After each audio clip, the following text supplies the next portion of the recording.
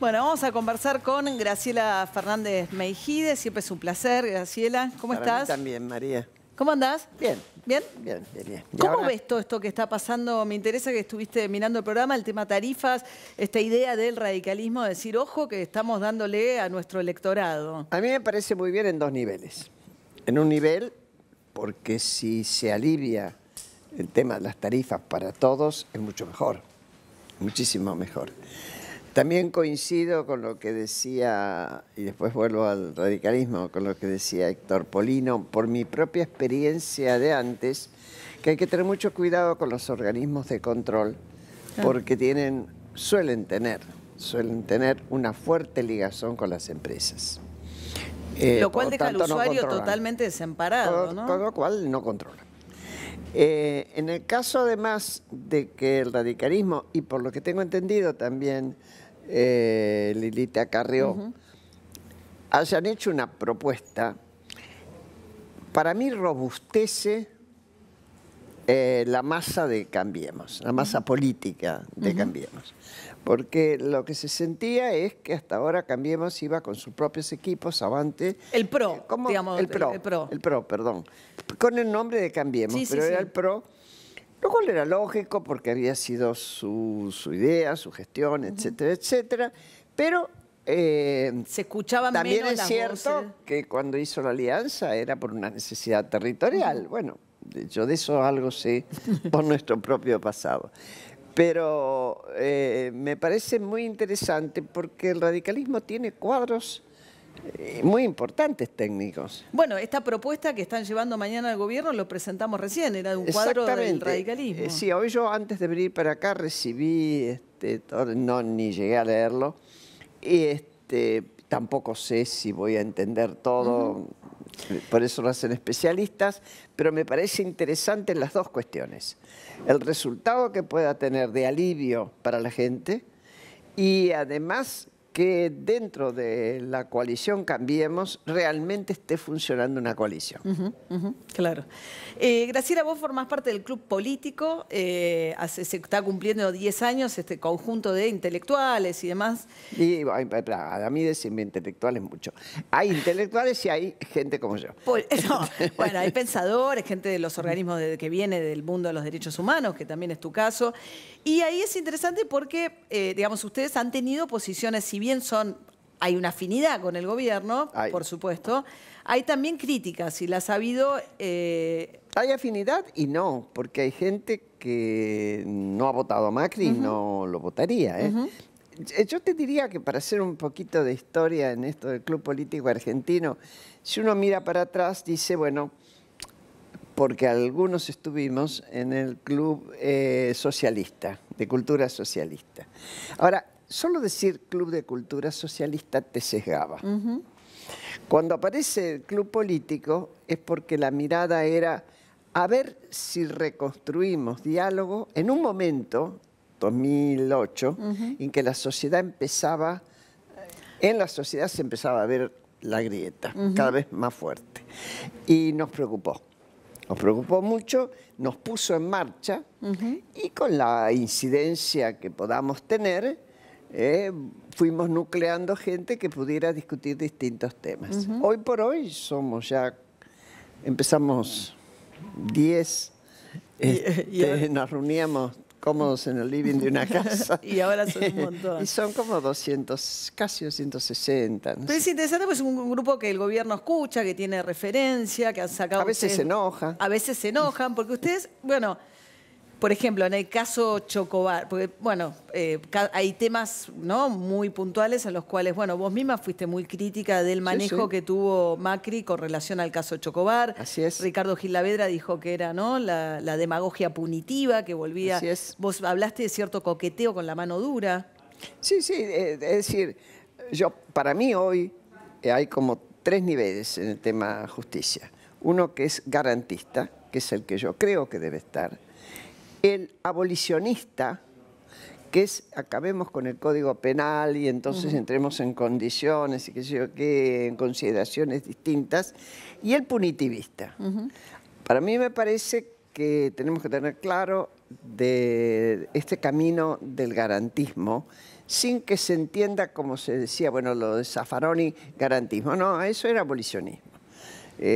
¿Por qué los países que garantizan el derecho a todos y son los que más se acercan al tema de la justicia? Pero vamos. vos señalabas un tiro por la espalda como un hecho preocupante. Sobre todo de una persona que va escapándose y que no va armada de manera tal de darse vuelta y tirotear. Más que eso, que supongamos que el hombre que disparó estaba mal entrenado, el caso Chocobar, ¿no es cierto? Actuó por un impulso, las cosas humanas que le pueden pasar a alguien. Lo que no se puede hacer, me parece a mí, es desde el más alto lugar, lo que es el magíster, el maestro, el primer magistrado es eso, claro. Decir, bueno, este señor actuó bien porque, por suerte, la justicia hizo segunda sigue su camino. Y esto a mí me alegra. Hay una separación entre el Ejecutivo y el... No influyó el gesto del Ejecutivo sobre las decisiones del juez, ¿no? El caso Maldonado, Graciela, el gobierno de alguna manera dijo, Patricia Bullrich, vamos a cambiar la cultura y un poco la inflexión, no sé si coincidís, hubo en el caso Maldonado, ¿no? ¿En qué sentido?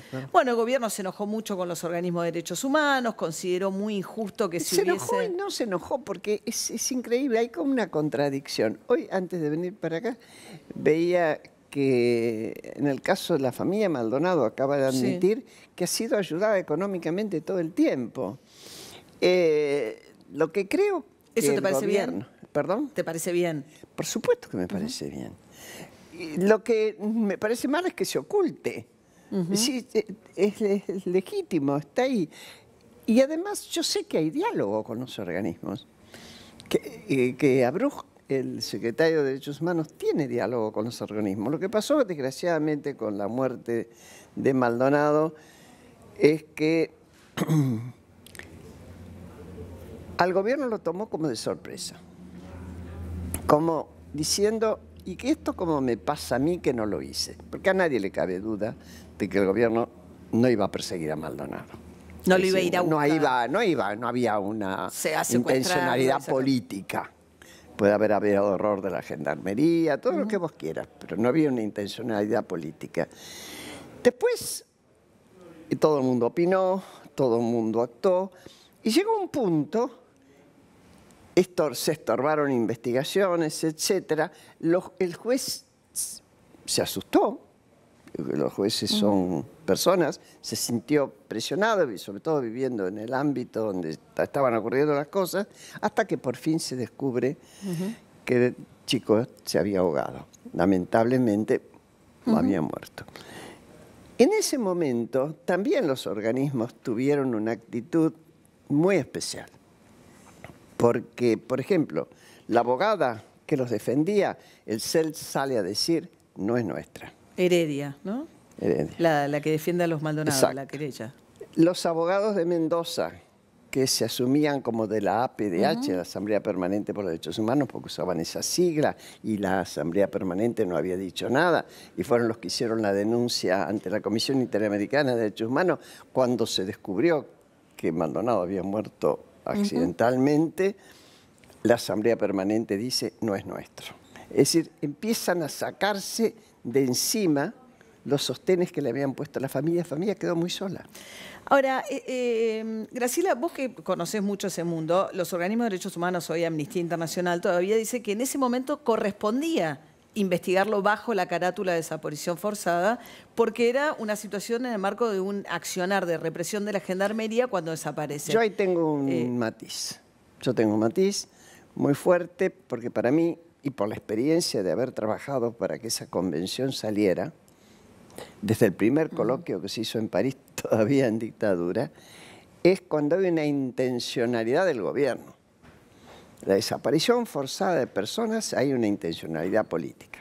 Y acá, en todo caso, hubo, suponiendo que hubiera sido, que tampoco fue, un procedimiento incorrecto desde las fuerzas, donde uno podía decir lo que no me pareció... ¿Puede decir que nunca se debió haber investigado bajo esa carátula? Yo creo que había que investigar como cualquier, la desaparición de ese chico, como se investigaron otras. Y que creo que esa carátula no correspondía para este caso.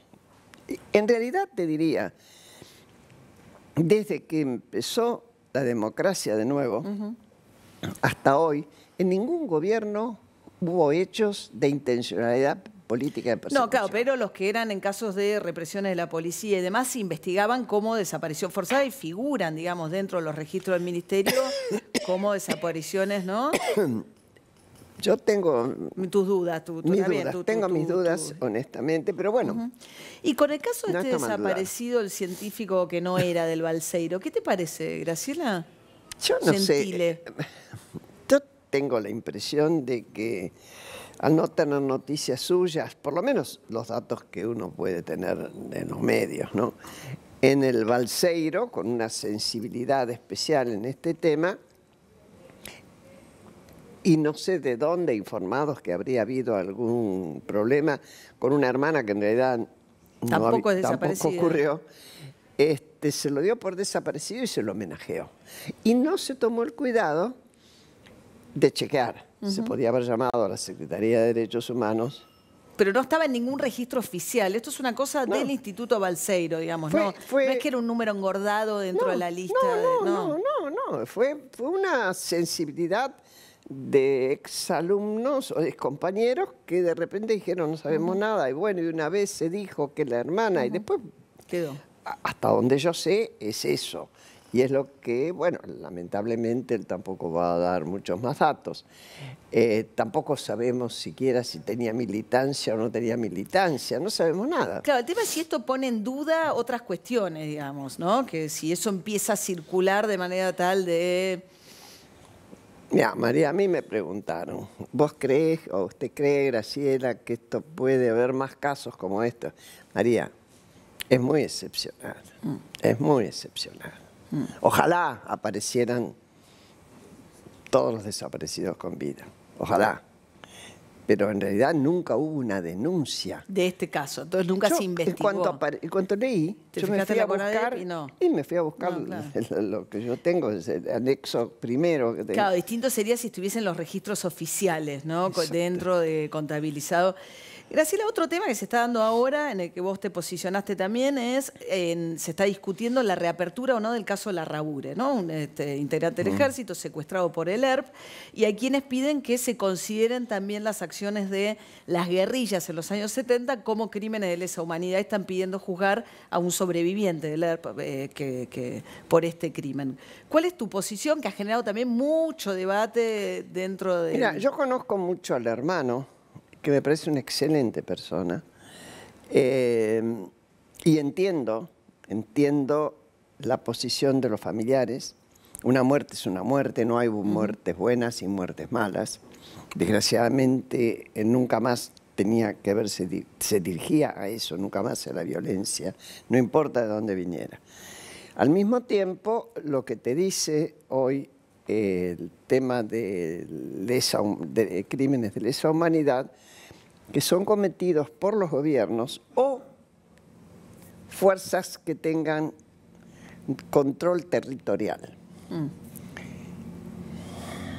No cabe dentro de esa definición. Ni el ERP tuvo control territorial, ni Montoneros tuvo control territorial, en ningún momento, cuando cometieron asesinatos, secuestros o lo que fuere, y ocupación de cuartel, como fue en el caso de ERP.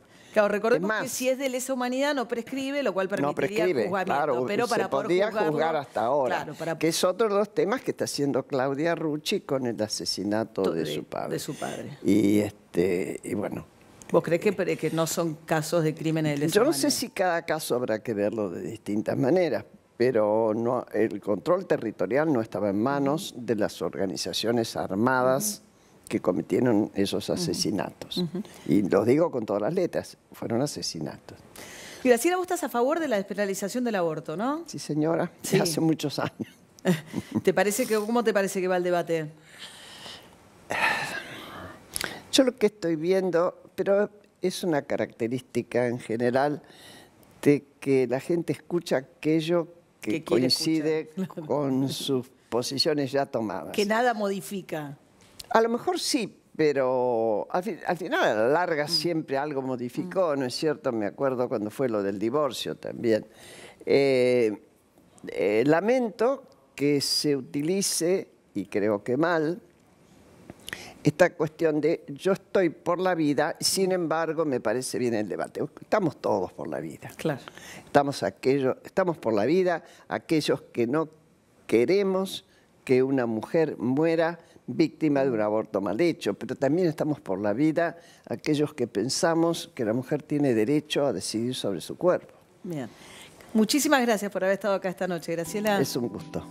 Y para ustedes también, muchas gracias por habernos acompañado, pero no se vayan aquí en La Nación Más. Enseguida viene Pancho Francisco Olivera con todo su equipo y lo que el día se llevó. Nosotros nos reencontramos el miércoles que viene aquí en 50 Minutos. Buenas noches.